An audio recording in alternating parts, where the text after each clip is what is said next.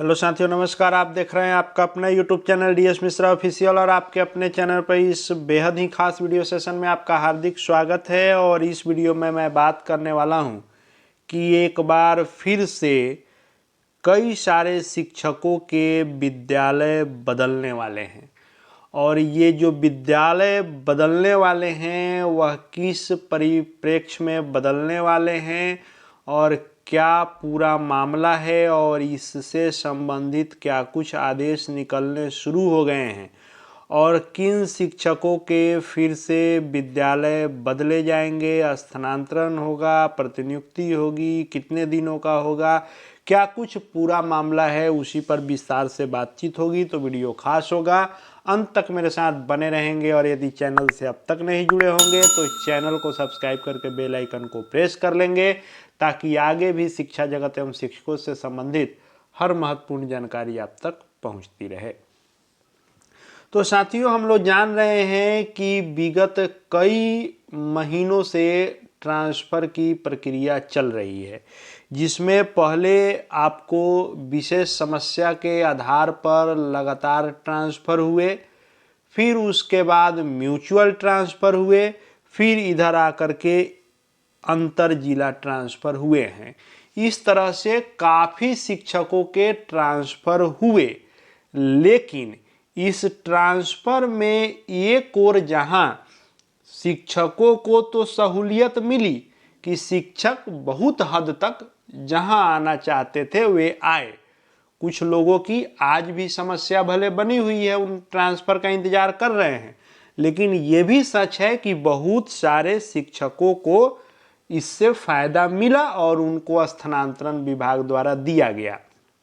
लेकिन एक तरफ जहां इस ट्रांसफ़र से शिक्षकों को राहत मिली, वहीं इसका दूसरा पहलू ये भी है कि ट्रांसफ़र के बाद बिहार के लगभग हर जिलों में अनेकों ऐसे विद्यालय हैं जहां पर ट्रांसफ़र के बाद छात्र शिक्षक का जो अनुपात है वह बिगड़ गया है।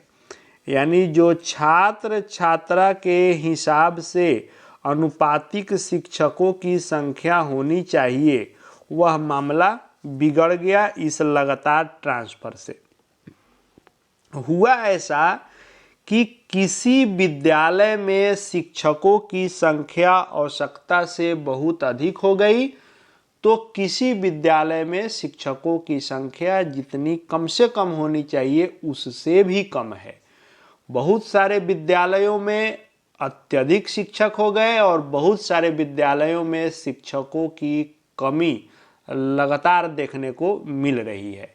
इसी को लेकर के राज्य से भी पिछले दिनों जो आदेश जारी किया गया कि छात्र शिक्षक अनुपात में जिला स्तर पर जिला स्थापना समिति के द्वारा और जिले के स्तर पर इसको संतुलित किया जाएगा। और संतुलित किया जाएगा, इसके लिए प्रतिनियुक्ति भी की जा सकती है कि जिन विद्यालयों में आवश्यकता से अधिक शिक्षक हैं वहाँ से अधिक शिक्षकों को निकाल करके और वैसे विद्यालय जहाँ पर वास्तव में छात्र शिक्षक अनुपात की तुलना में शिक्षकों की संख्या काफ़ी कम रह गई है, वहाँ इनकी प्रतिनियुक्ति की जाएगी और यह शैक्षणिक प्रतिनियुक्ति होगी। इसको लेकर के पत्र भी निकलने शुरू हो गए हैं। कई सारे जिलों में पत्र निकल रहे हैं और धीरे धीरे जहां बाकी है वहां भी यह कार्य होना है। बिहार के हर जिले में इसकी आवश्यकता है और इसको लेकर के स्टेट से निर्देश आया है और उस निर्देश के आलोक में जिले में यह कार्य शुरू हुआ है और जिले के निर्देश के आलोक में प्रखंडों में यह प्रक्रिया शुरू कर दी गई है।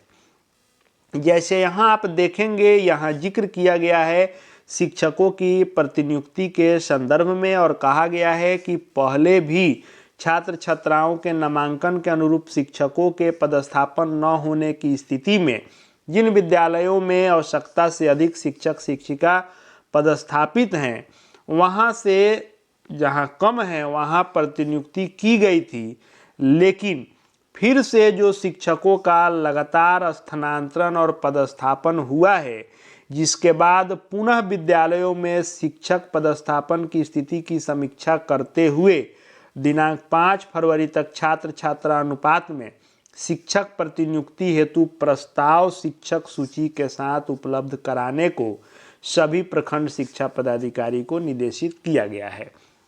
यानी पूरा मामला यह है कि अब छात्र शिक्षक अनुपात के संतुलन को बनाने के लिए एक बार फिर से शिक्षकों के विद्यालय बदले जाएंगे। यानी जिस विद्यालय में आवश्यकता से अधिक शिक्षक होंगे उनको फिर से दूसरे विद्यालय में जाना होगा जहां पर शिक्षकों की संख्या कम होगी। अब इसको लेकर के प्रखंड में भी पत्र निकलने शुरू हो गए हैं और प्रखंड के द्वारा ये फॉर्मेट में मांगा जा रहा है विद्यालय का नाम, कुल नामांकन, औसत उपस्थिति बच्चों की कितनी रहती है, पदस्थापित शिक्षक, उनकी आईडी, शिक्षक का प्रकार। और ये चीज़ आपको उसी आलोक में मांगा जा रहा है कि यह हर स्कूल का डेटाबेस तैयार किया जाएगा कि किन विद्यालयों में कितने बच्चे पढ़ रहे हैं और कितने बच्चों के पढ़ाने हेतु कितने शिक्षक वहाँ पदस्थापित हैं। यदि संतुलित हैं तो नहीं छेड़ा जाएगा, मतलब किसी का वहाँ से दूसरे जगह पर नहीं ट्रांसफ़र किया जाएगा, प्रतिनियुक्ति नहीं की जाएगी। लेकिन आवश्यकता से अधिक शिक्षक होंगे तो वहाँ से जितने शिक्षक अधिक होंगे उनको निकाल करके और जहाँ पर कम शिक्षक होंगे उन विद्यालयों में उनको पदस्थापित प्रतिनियुक्त किया जाएगा और यह प्रक्रिया शुरू हो चुकी है।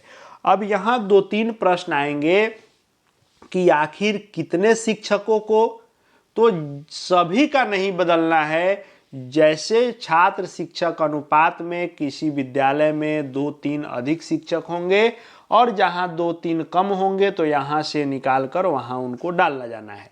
अब किनका होगा तो इसको लेकर के प्रखंड स्तर पर सूची बनाई जाएगी। वहाँ से जो लोग जिस विद्यालय में अधिक हैं वह वहाँ से उनको सूची बना करके भेज दिया जाएगा कि इतने यहाँ अधिक हैं, इतने यहाँ कम हैं, और उस सूची के आधार पर जिला से फाइनल प्रतिनियुक्ति के लिए निकलेगा।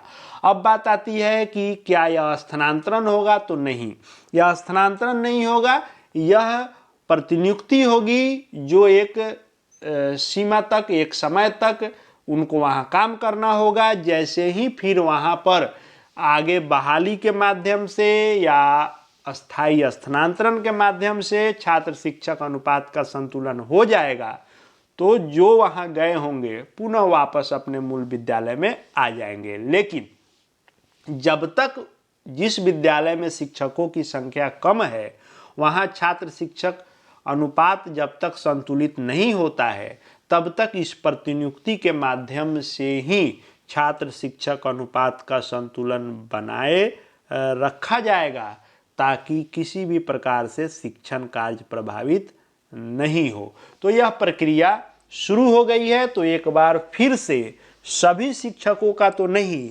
लेकिन कुछ एक शिक्षकों का जरूर विद्यालय बदल जाएगा। जिस विद्यालय में छात्र शिक्षक अनुपात संतुलित होगा वहाँ के शिक्षकों को इसमें किसी प्रकार का असर नहीं पड़ेगा, लेकिन जहाँ आवश्यकता से अधिक हैं वहाँ इसका असर पड़ेगा कि आवश्यकता से अधिक वाले विद्यालय में से शिक्षकों को जहाँ आवश्यकता से कम है वहाँ जाना होगा। तो वैसे विद्यालय के शिक्षकों पर इसका असर पड़ने वाला है और एक बार फिर से आपका विद्यालय बदलने वाला है। यही अपडेट था। आगे शिक्षा जगत एवं शिक्षकों से संबंधित हर महत्वपूर्ण जानकारी देखते जानते रहने के लिए चैनल से जुड़ जाएंगे। चैनल को सब्सक्राइब करके बेल आइकन को प्रेस कर लेंगे। साथ ही हमारे Telegram channel DS Mishra official से जुड़ सकते हैं।